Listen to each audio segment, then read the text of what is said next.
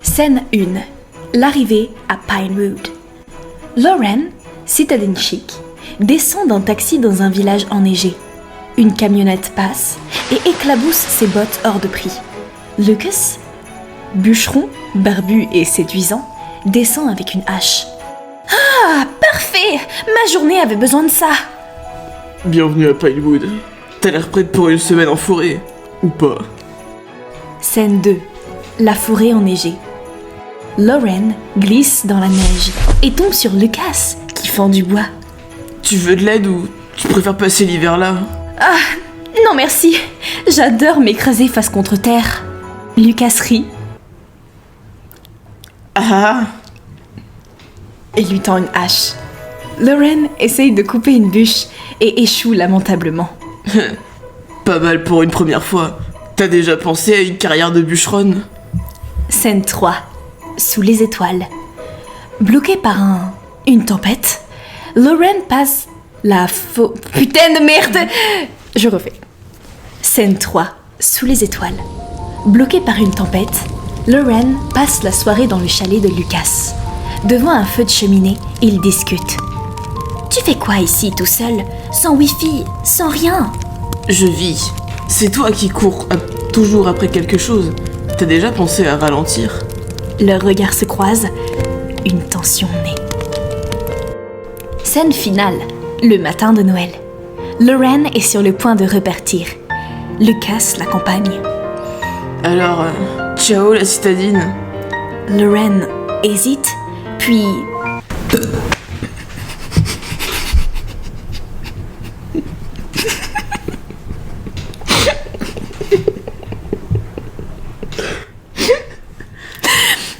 Lauren... Merde. Lauren hésite, puis l'embrasse sous la neige. Joyeux Noël, bûcheron. Reviens vite, citadine. La neige tombe doucement, avec des cloches de Noël.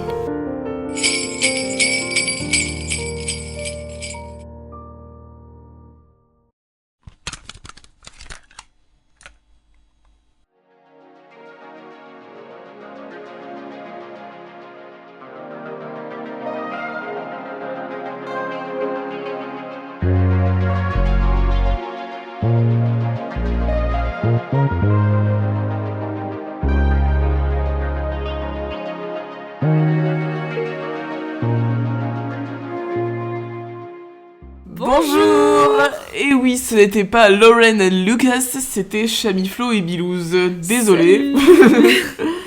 Oh, ça fait longtemps! Ouais, c'est vrai. C'est sympa de vous retrouver. Ouais. Enfin, vous retrouver, sachant qu'on est juste deux personnes en train de parler devant un micro, hein, mais... Voilà, donc vous ne connaissez que nos voix. La communauté! Mais quelle appréciation, on a des jolies voix. Ouais, j'avoue. Surtout quand je parle comme ça. Non. Ah d'accord. Bing dans tes dents, Chamiflo. Bon, explique-nous ce qu'on vient de faire là, en fait, c'était quoi cette intro de malade mental? C'est vrai que c'était une intro de malade mental, de dégénéré. Eh bien, c'était pour vous introduire ce petit épisode spécial Noël. Et oui, on a ouais. demandé à notre très cher ami ChatGPT de nous faire un petit script Voilà. de film de Noël. Oh mon dieu, il nous a régalé. Hein. Ah, franchement, c'était un pur bonheur. Surtout qu'avant, on a fait une petite sélection. Hein. On n'a pas pris le premier venu, hein, mais c'était marrant. On s'est bien amusé. C'était sympa à faire, franchement. Et on a laissé... j'ai pas fait de cut, parce que vraiment, il y avait des moments, les dérapages étaient trop drôles, les timings parfaits. Et du coup, on va faire, pour cet épisode spécial Noël, on va traiter ça en plusieurs parties assez courtes. Parce que l'épisode d'avant était quand même super long et on s'est dit, on va essayer de pas reproduire la même erreur. Voilà, désolé. S'il vous plaît. On parlera... Bah déjà, on va commencer par les origines de Noël. Bah ouais, qu'est-ce que c'est Noël? Genre, d'où ça vient? Maintenant, c'est vrai que c'est un peu ancré dans notre monde, mais bah en fait, d'où ça vient, quoi. Et justement, Noël, c'est quelque chose... c'est une fête qu'en France, en Europe, qui est beaucoup pratiquée.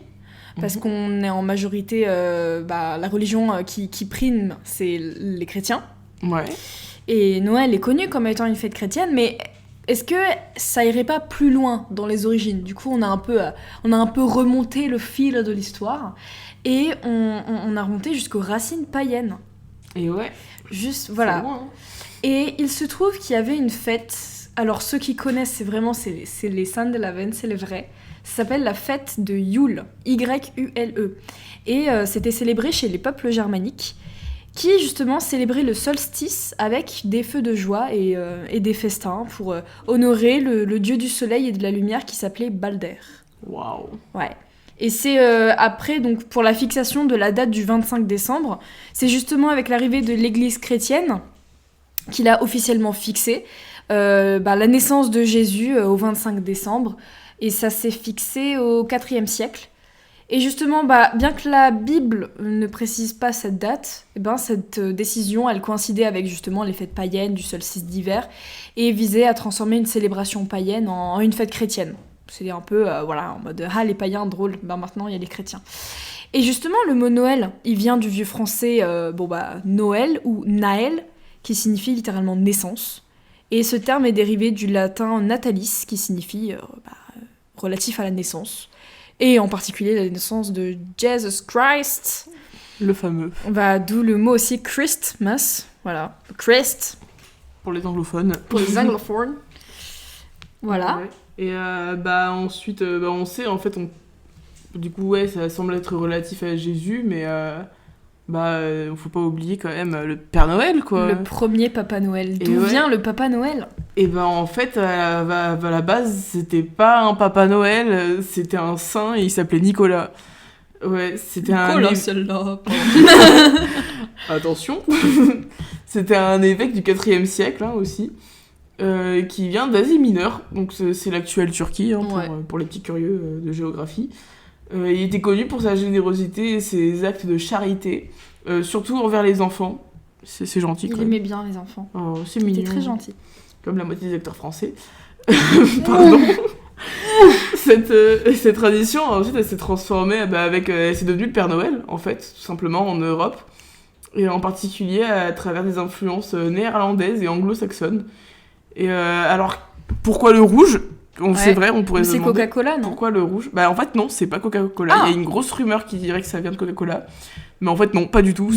C'est pas du tout pour Coca-Cola. C'était parce que Saint-Nicolas aussi, il était en rouge, il avait une cape rouge.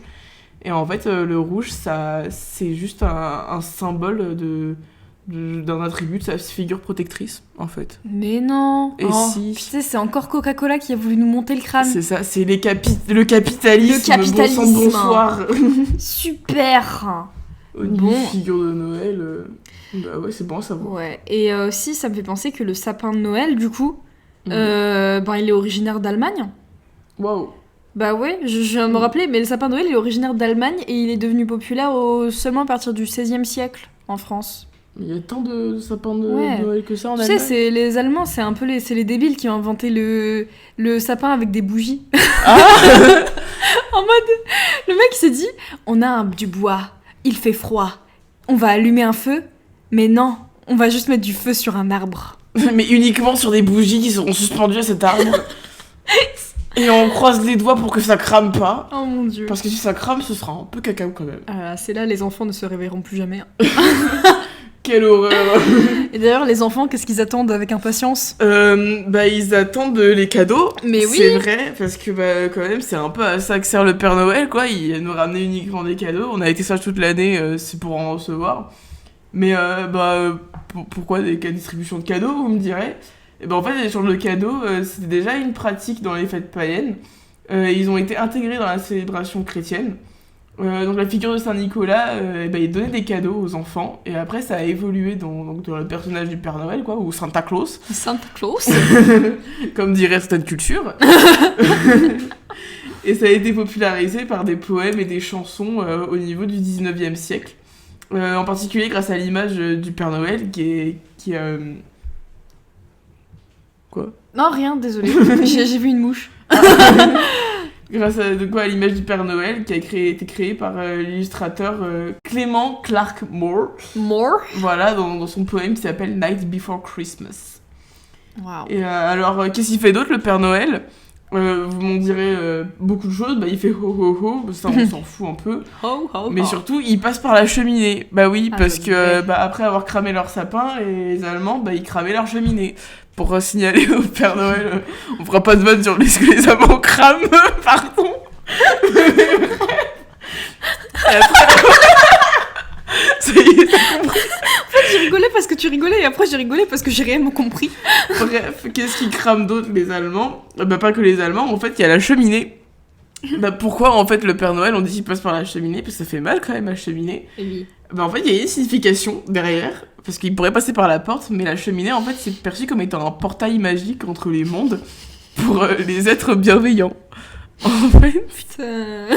et oui, donc le Père Noël est bienveillant, donc les gens qui s'introduisent chez toi par la cheminée, c'est des gens qui sont bienveillants. Ah bah d'accord, la prochaine fois je les accueillerai les bras ouverts. Voilà.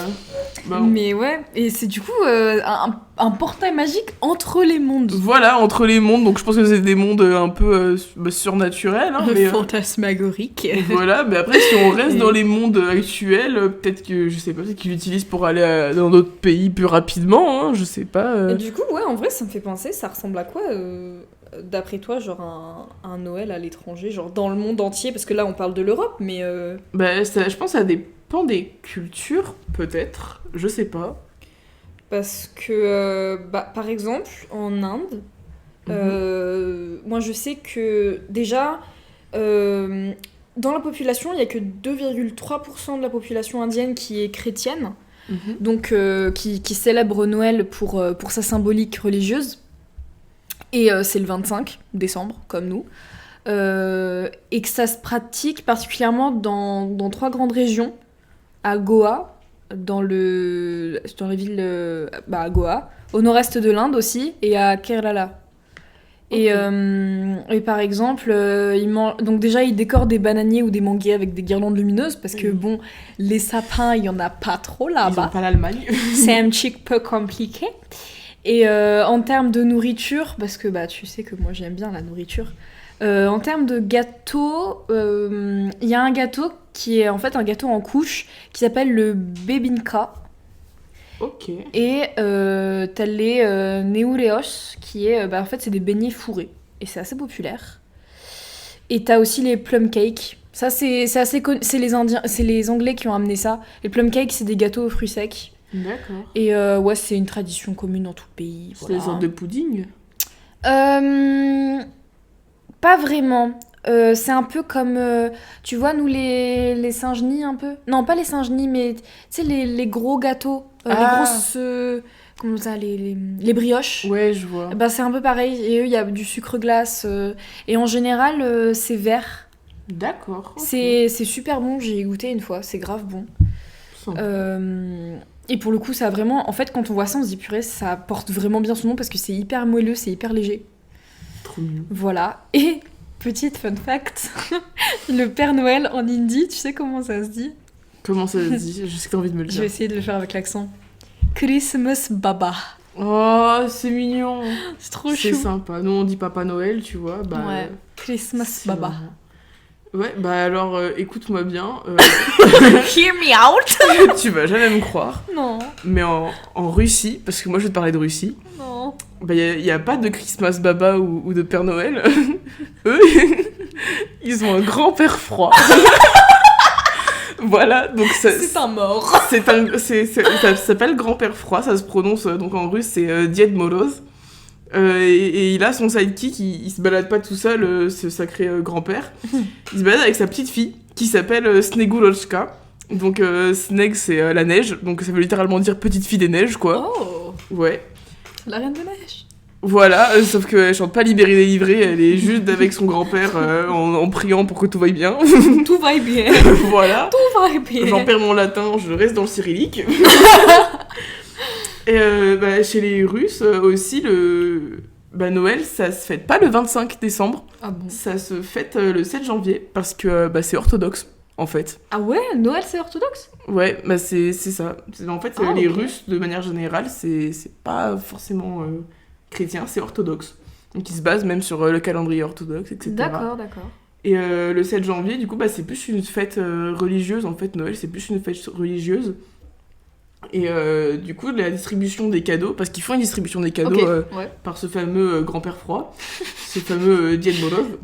Mais ça se fait le 1er janvier, pour le nouvel an.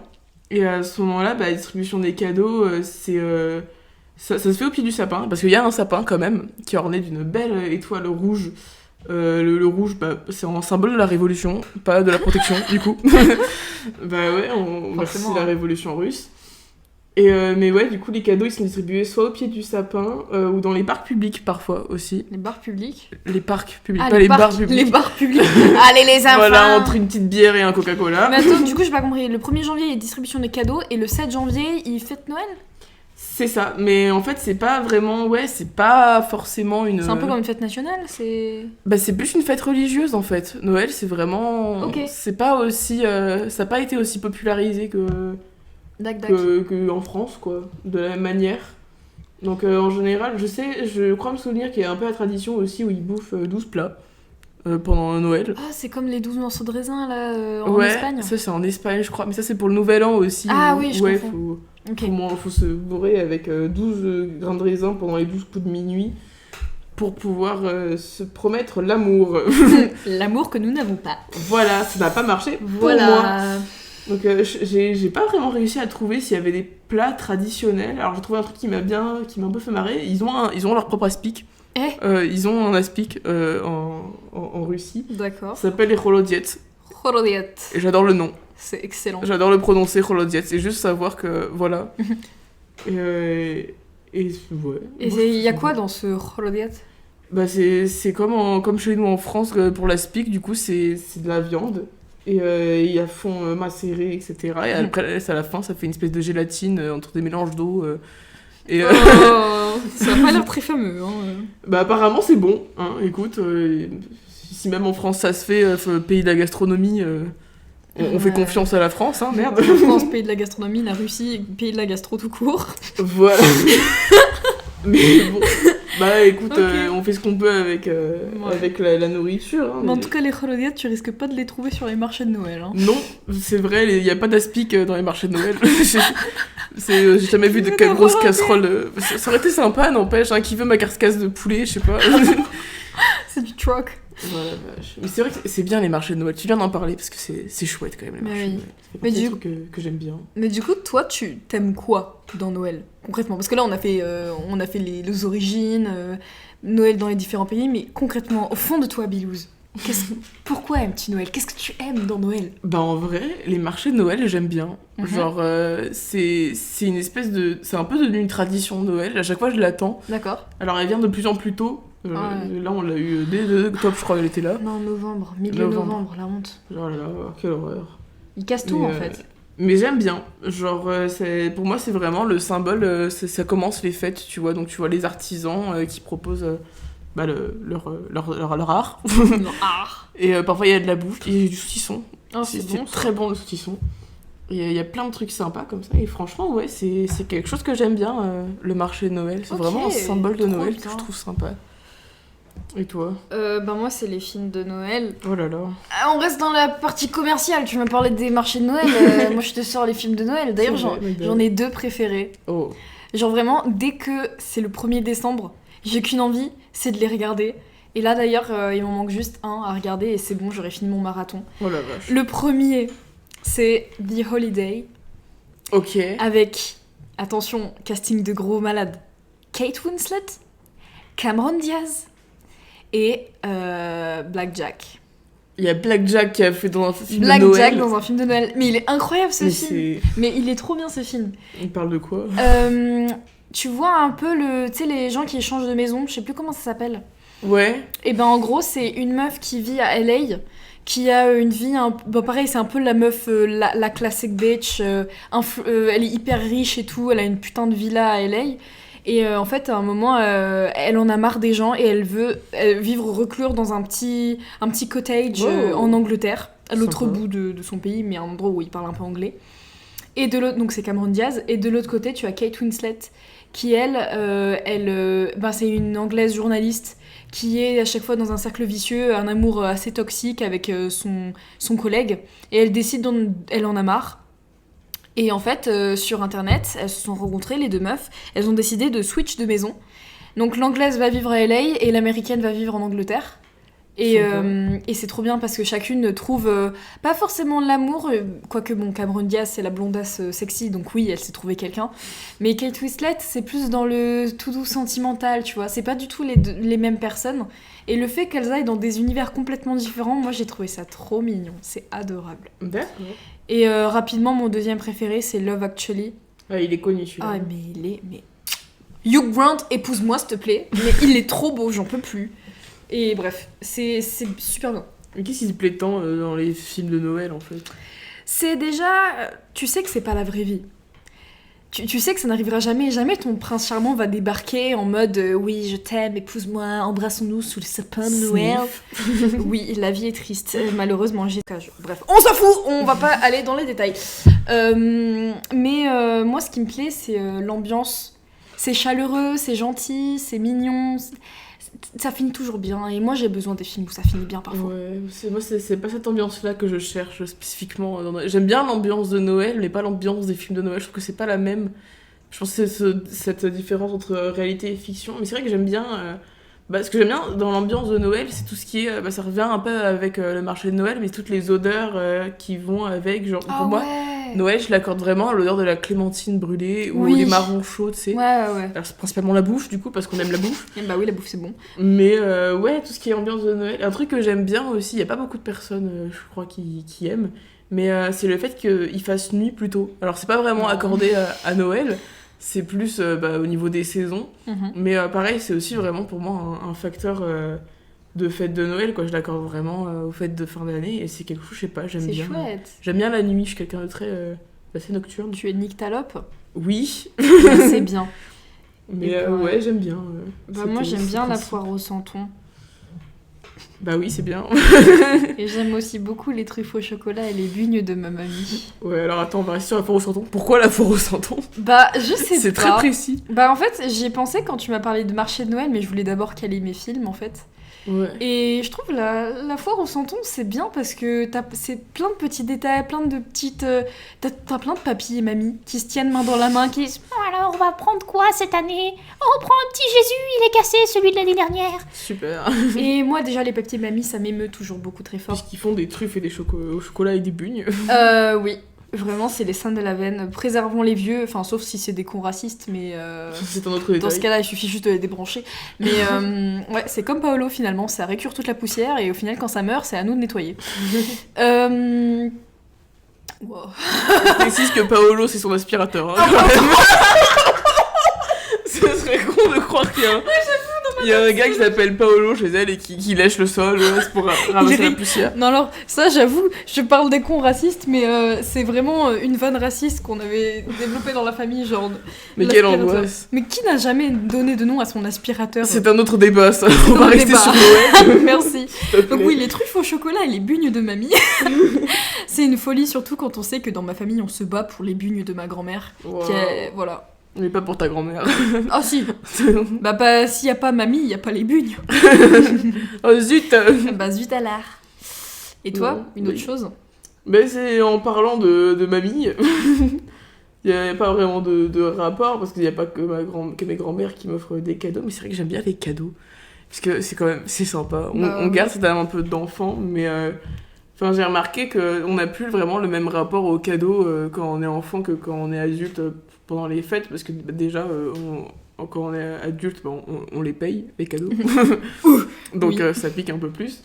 Mais la signification n'est plus la même, parce que quand t'es enfant, tu vas recevoir ton cadeau, tu vas être content, genre quand tu vas recevoir, je sais pas moi, une Barbie ou une voiture, tu vas être ah putain trop bien, et j'ai eu la voiture que je voulais, etc. C'est vrai qu'on a un bonheur simple quand on est enfant. Mais je trouve qu'il se simplifie un peu plus quand on est adulte. Après ça dépend peut-être des gens, mais moi, les cadeaux, quand je grandis, je le vois moins comme étant juste... genre l'ouverture du cadeau, en mode je vais avoir le cadeau que je voulais, c'est plus la signification qu'il y a derrière, en mode il y a quelqu'un quand même qui a vu cette chose et qui s'est dit ça c'est pour Bilouz, quoi, tu vois. Et j'aime bien. Je comprends. Mais bah voilà. En vrai, je trouve qu'on a fait un peu le tour du sujet, non? Ouais, c'est vrai, on a bien abordé Noël dans tous les recoins là. Ça m'a mis dans une humeur très feel good. Là, je me sens bien, là. Je suis J'ai envie d'un contente. chocolat chaud avec de la guimauve. là, tu Oh vois. oui. Avec un bon petit plaid. Oh oui, devant Love Actually. Ouais, alors peut-être pas. Ok. Un jour, j'arriverai à te faire aimer le film de Noël, Bilouz. C'est sûr. On y croit. Et ben sur ce, on va vous laisser. Ouais. Et ben merci d'avoir écouté jusqu'au bout. Vraiment, c'était pas obligatoire. Mais vous l'avez fait, donc merci. Voilà. Ben écoutez, on vous souhaite de bonnes fêtes, une bonne nouvelle année. Ouais, n'hésitez pas à laisser un petit commentaire pour dire quel genre de cadeau vous aimez recevoir et si jamais vous avez des anecdotes sur des pays en vrai, parce qu'on a donné l'Inde et la Voilà. Russie, parce qu'il y en a d'autres. Ou si vous aussi vous trouvez You Grande super sexy. Voilà. Bref, ben écoutez, on se retrouve en 2025. Hein. Youpi. Allez, tchuss. Bisous.